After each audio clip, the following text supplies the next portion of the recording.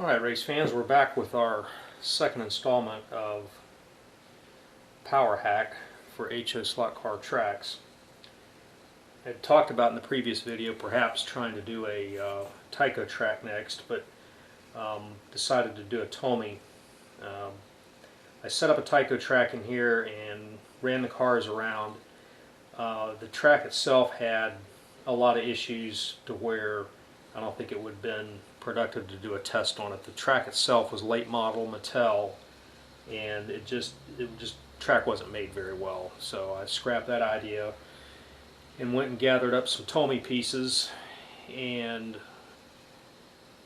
have a layout here. A lot of the pieces that are in the track are kind of old, and it's a bit problematic in terms of connections, but it is serviceable for what we want to do. To kind of shorten the thing up, I went on ahead and ran the test with the original Tomy power pack and controller. That particular power pack is 22 volts and 0.7 amps, so it does have a fair amount of power. And in running the cars, it seemed to do pretty fair with the factory controller. Here again, we've got the similar cars that we had in the previous video. We have the two hopped up Mega Gs. We have the two more or less detuned Viper cars, the Lifelike T chassis. We're going to look at a Wizard Storm Extreme, a regular Viper V1 level 4 car, and then a level 19 car. All of these cars on the front row ran very well with the factory equipment. Could have been a little better, but for the most part it ran pretty good. Most likely though, when you would be running two cars with a partner, you'd suffer some amp draw issues, but in a single lane application they all ran pretty well. The cars on the back row, they kind of got a little spongy because they were wanting to draw more amps and the unit couldn't do it. But we went through and tried them all here, and I made this selection. I did bring out a level 25 car and a full-blown Neo car with our power supply, and for this particular test we have a Parma 45 that we've taken and made the adapter, taken the Tomy plug and spliced it onto the Parma unit, and it does pretty well, and it ran the level 25 in the Neo car. I'm not going to replicate that here because the cars are so incredibly fast that it actually hammers the track apart at the joints, and doesn't really prove much in terms of running, except that the power pack does have enough amperage to push them.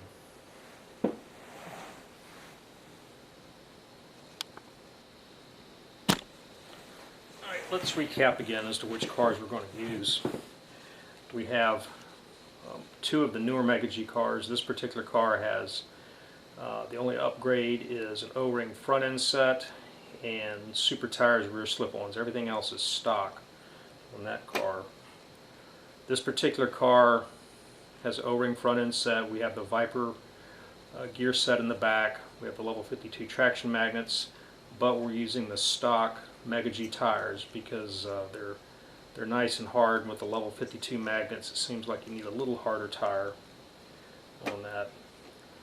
We have two Viper V1 level 4 cars with higher ohm armatures, 725 gear sets. This particular one is set up in high downforce, and this particular one is set up in low downforce. The two Lifelike cars or T cars with super tires. Oddly enough, they don't really run that good on this track. Haven't figured out exactly why. I think they may be optimized for a Lifelike rail situation. They just need that much downforce. We have a standard Wizard Storm Extreme, pretty much just like it comes out of the box from Wizard, with a Lexan body. A Viper V1 level 4 6 ohm car, O-ring front, 723 rears, and here we have a Viper car set up as an amateur modified or a level 19 car. You have a 6 ohm balanced armature ceramic motor magnets, and machined level 19 traction magnets, independent front end set, and rock style rear tires.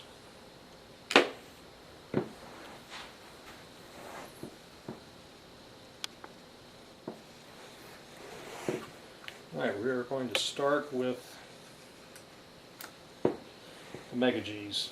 We're running at 18 volts on our adjustable power supply.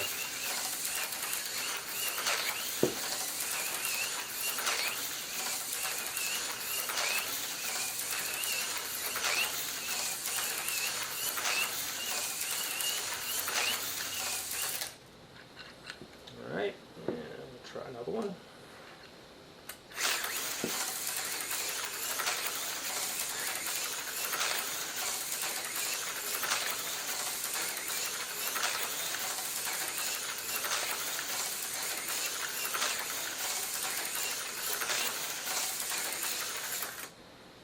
Alright, we'll up the voltage on this to, let's try 20 volts and see what happens.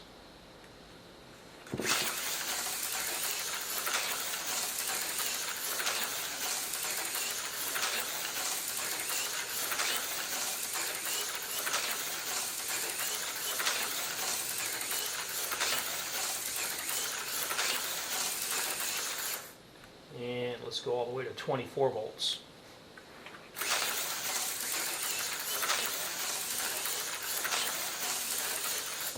Alright, so 24 volts, pretty popular car. We'll set our power supply back down to 18.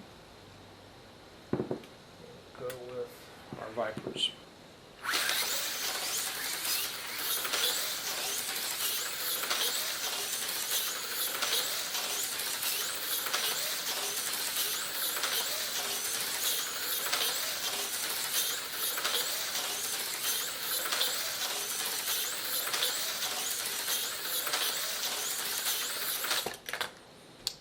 Alright, let's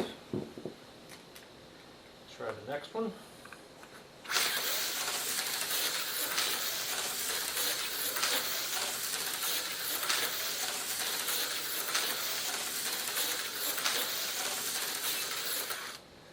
And we'll up the voltage to 20.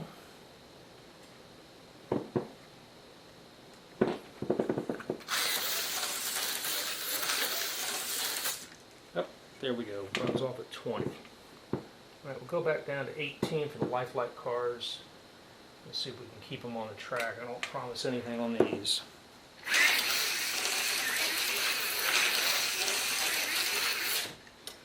Yep, they tend to run off pretty easy.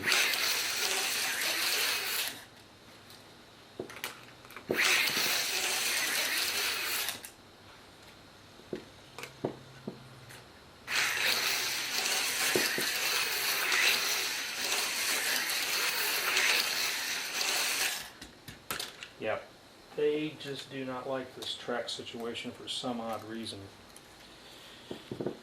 And let's go on to the Wizard Storm.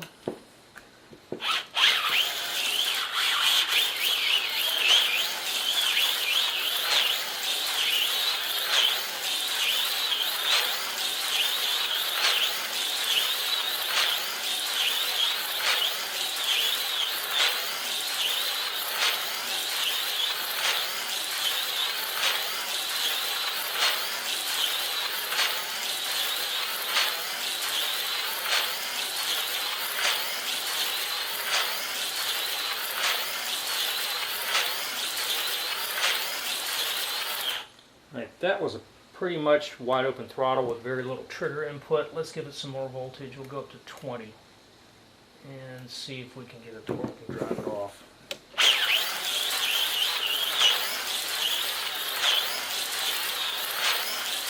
Yep, there we go, 20 volts.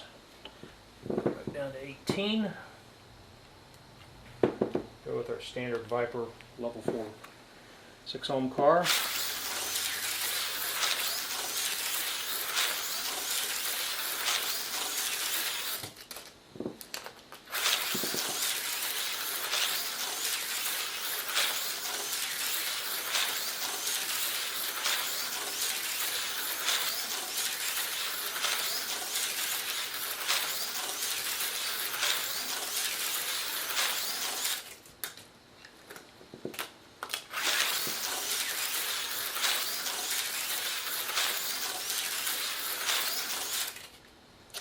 And now we'll go with our level 19.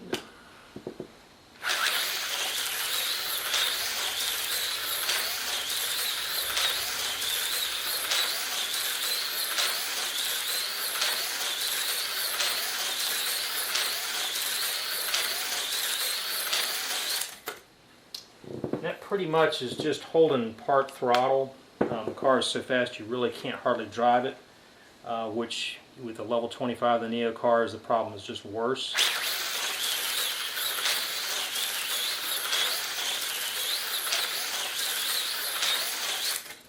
Yep. So in these kinds of situations, I think the practical limit is a level 4 car, maybe a level 4 car with perhaps level 10 traction magnets, but once you get into situations where you've got so much motor and so much magnets, a small home-based track like this just can't handle the speed in terms, I mean, you can have a power supply that pushes it, but there's very little enjoyment because you just got the controller stuck in one spot and you're not really driving the car like you would if you had a larger situation where it may be 4x16, you've got it all screwed down on a table, then you can get some more stuff done. But in these kinds of more informal situations, the cars get so fast the track joints will move on you, and it just becomes more problematic. But anyway, just wanted to go through this and show you what you can do for very little money and upgrade your set to have a lot more enjoyment. I hope you enjoyed our second installment of the Power Hack.